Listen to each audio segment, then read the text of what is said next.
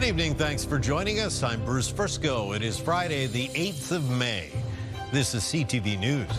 Tonight, a new era of patient records begins, but will it improve health care or just slow down the system? A bonus battle. Healthcare workers looking for retention bonuses like doctors and nurses. And more proof that age is just a number. The Parkland Pacers are blue nose bound. Live from our Maritimes News Center, this is CTV News. Here is Bruce Frisco. Good evening. It's been years in the making and promises a better, more efficient healthcare system in the long run. Nova Scotians' health records are going digital, starting tomorrow in the Halifax area. But as CTV's Callum Smith tells us tonight, healthcare workers are worried about the rollout of one person, one record. Nova Scotia's one-person, one-record system comes online in the Central Zone tomorrow, but are healthcare workers ready? They're not sure if the education they got is enough, and we won't know that until they roll it out. They're uneasy and concerned. The massive shift digitizing patients' records has been a long time coming. A 10-year, $365 million deal with Oracle Health was inked in 2023. OPOR started at the IWK last December. The NSGEU described it as a firestorm in the early days, and the union is dreading tomorrow's broader rollout. Lots of issues around that training piece, and members are truly very fearful. We know of folks not yet fully trained, some of them taking some training today. Nova Scotia Health says some services will be reduced in the weeks ahead. Cobequid's ER closed at 5 p.m. until 8 a.m. tomorrow. The health authority also saying blood collection appointments across the Central Zone may be affected over the next 2 months. Doctors, too, are on guard. Naturally, physicians are concerned about the potential implications for patient care as OPOR moves forward in Central Zone. At the same time, we remain strongly supportive of the need to move forward with OPOR and recognize the importance of modernizing clinical information systems in Nova Scotia. Dr. Shelley McNeil says success relies on having adequate clinical supports, governance, and accountability. It's a really important change,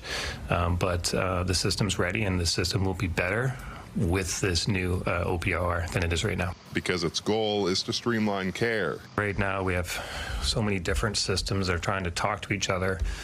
We have patients that are having to sit down and tell their own story numerous times. That's not efficient, but it's really difficult for people as well. Despite the concerns, the nurses union said OPOR is something that, quote, needs to happen. A province-wide rollout is due by end of year. Callum Smith, CTV News, Halifax. A young person has died after an overnight car crash on Nova Scotia's eastern shore.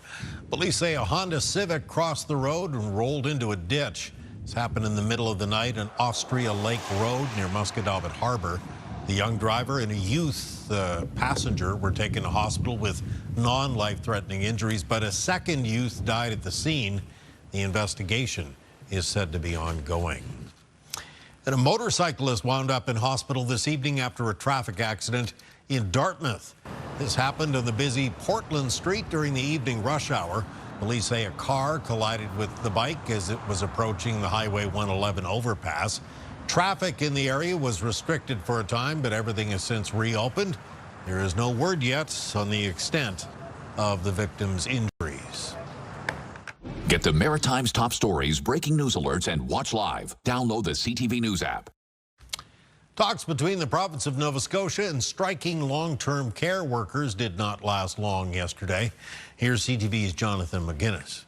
Despite bargaining into the early morning hours, long-term care home staff are still on the picket line. Bargaining broke down last night.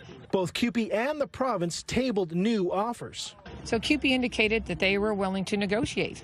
And we came back in good faith. Unfortunately, when they came to the table, they were actually asking for more than what they were already asking for, which was nearly double what government has offered. True story, says CUPE's long-term care coordinator. But Kim Kale claims that was a mistake and there were errors in their wage grid, something they corrected and sent back to the province. The union significantly moved off what their monetary position was back in March, so it was lowered quite a bit. but we were still looking for adjustments for every classification, to bring them up closer to, a living wage. Word of the collapse in negotiations is tough for Tabitha Corey to hear. I've seen, not clean rooms, not clean beds, not clean bed sheets. Corey's father has been a resident of Glasgow Hall in Dartmouth for a little more than a year and is in the end stages of brain cancer. I've been witnessing things that you wouldn't want any family member or friend to go through. With negotiations stalled, there doesn't seem to be any extra help on the way. CUPE will determine how long the strike goes on by determining whether they are willing to take the offer to their members and come back to the table with bargaining and good faith measures. While not a vote, CUPE is holding webinars today and tonight to inform members what happened yesterday at the bargaining table and where negotiations fell apart. The top Minister Barbara Adams says no new talks are planned. Staff from Shoreham Village in Chester joined the picket line today, and more are scheduled for next week. Todd. Okay, CTV's Jonathan McGinnis, who filed that report for the 6 o'clock news tonight. New Brunswick government says its doctors and nurse recruitment drive is working, due in large part to retention bonuses. But as CTV's Nick Moore tells us now, other medical professionals are demanding the same kind of incentives in their sectors. As summer approaches, staffing shortages at least 2 New Brunswick hospitals are becoming a focus. Green Party leader David Kuhn says there are as many as 20 vacancies between Fredericton's Dr. Everett Chalmers Hospital and the Upper River Valley Hospital in Waterville that demands attention. And people wonder why they're waiting so long for a PET scan or a CAT scan or an MRI. Last week, Premier Susan Holt and Health Minister Dr. John Dornan said bonuses played a key role in a net increase of doctors and nurses in the province. Jennifer Carey is with the Canadian Association of Medical Radiation Technologists and says retention incentives would help in addressing staffing shortages beyond nurses and doctors. Whether that be in X-ray, CT, MRI, nuclear medicine, radiation therapy, I think we have to up our game. And we have to be able to say, look, we are experiencing huge vacancies. Today, during question period, Progressive Conservative MLA Bill Hogan continued his line of questioning about staffing shortages at the Upper River Valley Hospital, one of which led to labor and birth services being diverted to Fredericton for a week last month. One mother delivered her baby on the side of the highway. The other mother delivered her baby on the sidewalk out in front of the emergency department at the deck. This is not acceptable. We are working hard to develop sustainable solutions, not Band-Aid solutions. Nick Moore, CTV News, St. John. A clarification for you now to a story we brought you last night at this time. We reported some drugstores in New Brunswick are pulling energy drink off their shelves. Although we had reported that some Jean Coutu stores in New Brunswick were removing the drinks, the company clarified for us today that that is not the case. There are, however, some other New Brunswick drugstores that are removing the drinks from their shelves. Police in Nova Scotia say they've arrested a man suspected to have a long history of stealing booze from liquor stores. RCMP arrested 35-year-old Wilfred Lataz Smith of Dartmouth when he was blocked by a security guard from walking to an NSLC location where he was known to staff. Police took him into custody. He's charged with multiple counts of thefts from several liquor stores. He's facing several charges of theft under $5,000, due back in court at a later date. A new home for children under the care of the province of Nova Scotia was announced today. It is a $10 million project. The Chisholm Foundation is hoping for community support to supplement the final cost. This project is about creating safe, supportive homes, therapeutic spaces where vulnerable children can begin to heal and build hope for a brighter future.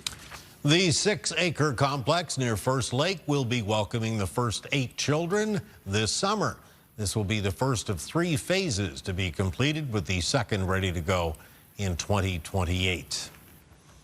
A benefit concert for an important cause in Halifax tonight.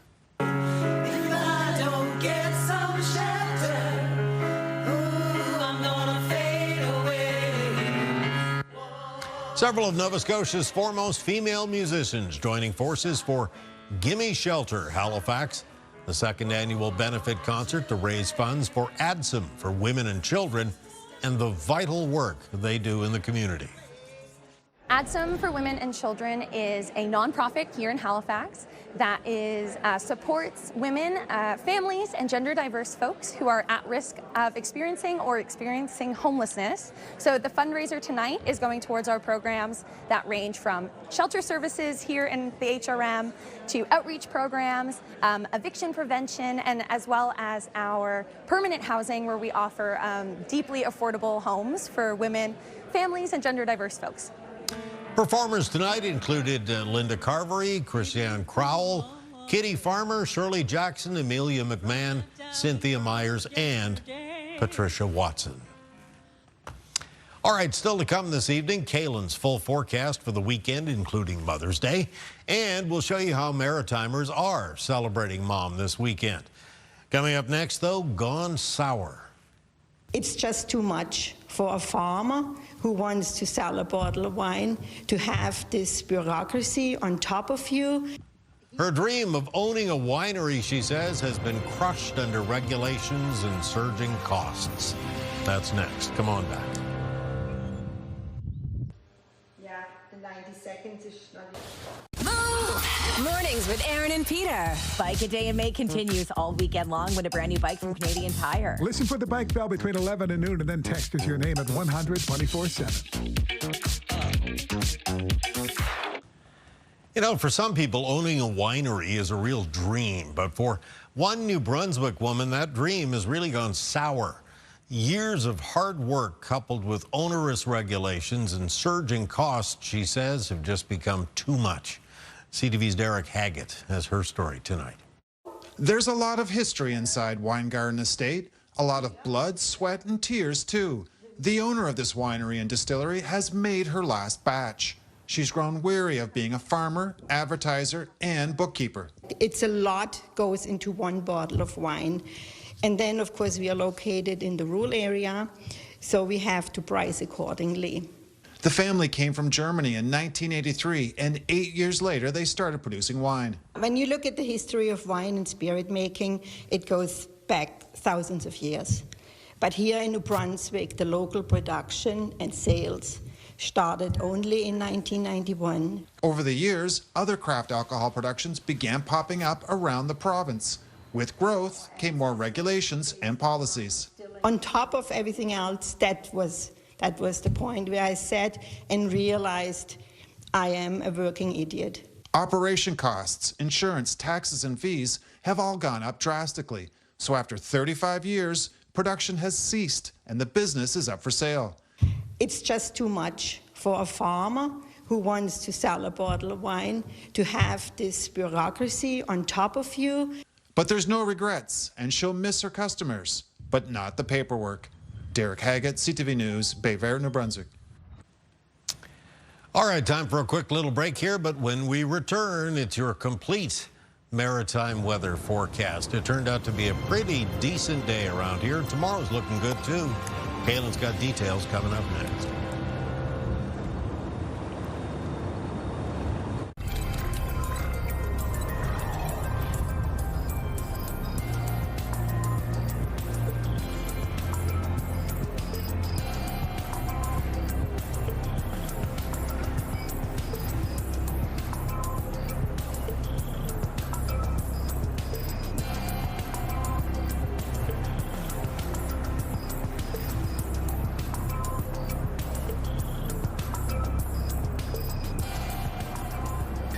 Eighth day of May. It's Friday night. Took a while to kind of smarten up, I guess. But hey, the sun did come out and it did warm up around here. Yeah, it sure was nice to see a little bit of a brighter May day around the Maritimes after the last couple of days featured that rain that was moving through. We did have some scattered showers for today. In the forecast for tomorrow, it's more of a mix of sun and cloud. And then we've got more widespread sort of soggy conditions developing across the Maritimes for Sunday. As we take a look at our weather systems map right now, we're between a number of low pressure systems. For the rest rest of tonight, we're looking at clearing sky, but some fog patches developing. Any fog that is around for Saturday morning will be dissipating as we make our way into the afternoon, which is going to feature that mix of sun and cloud. Now, there will be a low chance of some showers for a few parts of the Maritimes on Saturday. Some of the areas that have a little bit of a higher chance of seeing a shower pop up afternoon into early evening include the northeast of New Brunswick, so Campbellton, Dalhousie, across through Bathurst, the Acadian Peninsula, even a chance of a shower around Miramichi. And around the southeast of New Brunswick and Prince Edward Island, maybe around a 20% chance for any given community of a little shower moving through, and about a 30% chance around the north shore of Nova Scotia and locations in Cape Breton. Now, there will be some showers that return to the southwest of Nova Scotia Saturday evening, and that is the start of the wet weather that's going to become more widespread for Sunday. So yes, for Sunday, for Mother's Day this year, there's going to be some rounds of showers making their way across the Maritimes, and in between, some patchy drizzle and fog. As we take a look at winds in the forecast for tomorrow, they're going to be out of the southwest in the afternoon with some gusts between 20 and 40 kilometers per hour, so a little bit of a breeze. Low temperatures in the forecast for tonight for the Maritimes will be around the low to mid single digits, so a little bit cooler to start the day for tomorrow. In the afternoon, high temperatures, though, will be very similar to today. So in a lot of cases, that's going to be up around the mid-teens. So 14 to 16 degrees in the north of New Brunswick, 13 degrees on the coastline, 16 for Fredericton, McAdam, and St. Stephen for tomorrow, 12 at Grand Manan, 13 at St. John, and 16 degrees for Moncton. In Prince Edward Island, 14 at O'Leary, 15 at Summerside, Cavendish, and Charlottetown, 13 at St. Peter's Bay, and 14 at Montague. In Cape Breton tomorrow, high temperatures 14 degrees at Sydney, 15 at Bedeque, and 12 at St. Peter's, 15 at Port Hawkesbury. 15 for Tatamagouche on the north shore of Nova Scotia, 16 degrees for New Glasgow and Antigonish, 10 for Ecum-Secum, 16 for Amherst for tomorrow, 16 for Truro, and 14 for the city centres Halifax and Dartmouth, 12 for Lunenburg. The Annapolis Valley with high temperatures around 16 degrees, 14 at Digby, then 13 for Yarmouth, and Shelburne and Liverpool with high temperatures near 15 degrees. Taking a look at the extended forecast, showers for Mother's Day on Sunday for the province of New Brunswick. Some further showers expected during the day on Sunday with a round of rain moving through Monday night. That rain does look like it's going to clear out, though, Tuesday morning. And then in behind that will be a mix of sun and cloud for Wednesday and Thursday of next week, followed by a chance of showers on Friday. For Nova Scotia in the outlook, coming up on Sunday, it's showers in the forecast. High temperatures around the low teens, low to mid-teens on Monday with showers expected. Some rain will be clearing through Monday night into Tuesday. After that, it's a mix of sun and cloud for Wednesday and Thursday of next week, and rain possible on Friday. And for Prince Edward Island in the forecast, coming up on Sunday, showers, high temperature near 14 degrees. Similar conditions expected on Monday. Then rain moving through Monday night into Tuesday. Tuesday a little bit cooler with the highs near 8. A mix of sun and cloud follows for Wednesday and Thursday of next week, followed by a chance of showers on Friday. Bruce. Okay, thank you, my friend. We'll step aside for just a couple of minutes, but stay with us. A whole lot more to come.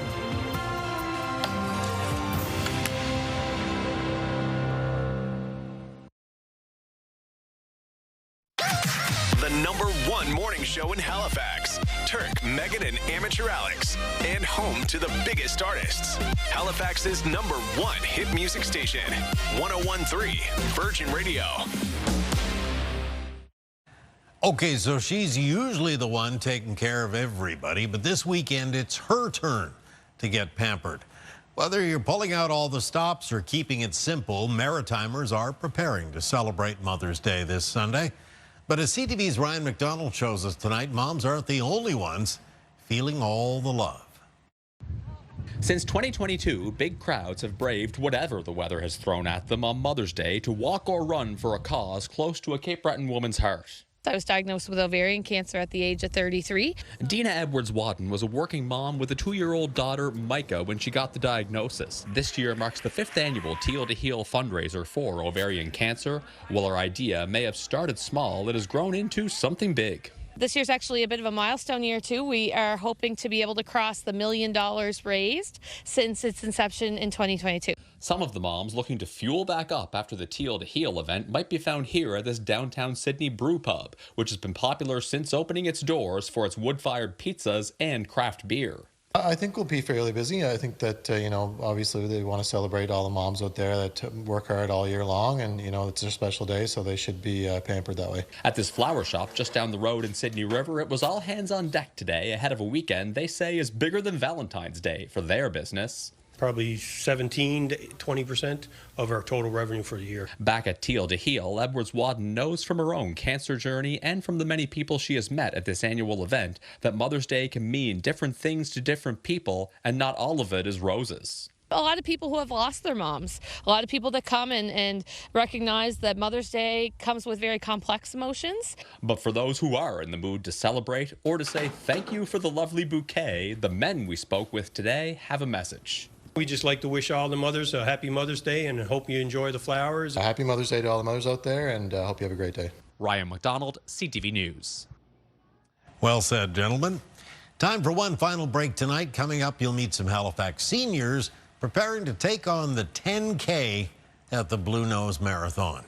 First, though, your wake-up weather. Here's a live look at Fredericton on this Friday night. 5 degrees right now. Kaylin Mitchell will tell you how to dress for Saturday morning when we come back.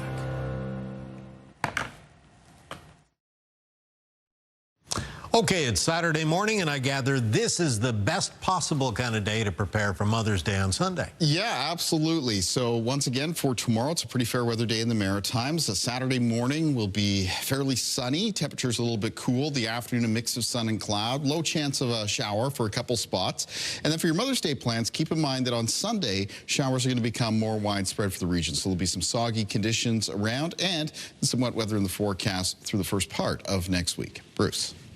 Thank you, Kaylin. Have a good weekend. Well, the countdown is on for a group of seniors at a retirement residence in Halifax who are preparing for the 10K at the Blue Nose Marathon.